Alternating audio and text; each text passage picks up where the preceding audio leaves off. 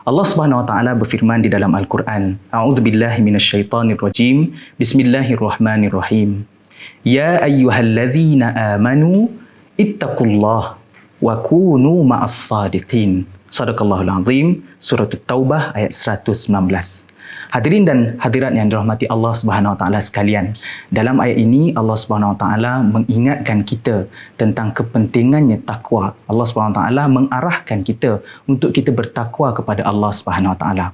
Perkataan takwa itu sendiri di dalam Al-Quran terdapat 258 tempat berada di dalam Al-Quran dan berada dalam pelbagai bentuk konjugasi perkataannya. Ini menunjukkan bahawasanya pentingnya takwa di dalam agama kita. Allah SWT kata, Ya ayyuhalladzina amanu, wahai orang-orang yang beriman, bertakwa kepada Allah SWT. Iman saja tidak cukup, tapi kita perlu bertakwa kepada Allah SWT.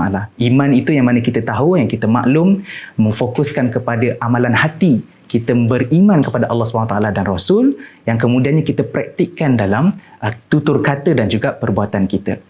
Perkataan takwa itu sendiri, ulama mendefinisikan dengan pelbagai maksud takwa. Misalnya Al-Imam At-Tabari rahimahullah ta'ala di dalam tafsirnya, dalam mentafsirkan ayat ini, beliau mengatakan bahawasanya takwa itu adalah menunaikan segala kefarduan perintah Allah SWT yang Allah SWT turunkan kepada hambanya, dan juga tajannub al-hudud, menjauhkan diri daripada had-had larangan yang telah ditetapkan oleh Allah Subhanahu Wa Taala.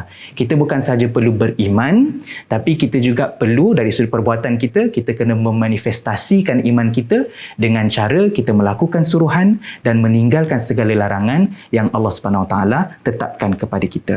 Jadi kita lazimi masa kita berada bersama dengan Nabi dan sahabat melalui Al-Quran, melalui hadis-hadis Nabi, melalui karangan para ulama dan sebagainya. Semoga Allah SWT menjadikan kita orang yang beriman, orang yang bertakwa, dan semoga sekeliling kita berada dalam kalangan orang-orang yang beriman dan orang-orang yang as-sadiqun, yang membenarkan iman Allah SWT dan Rasul.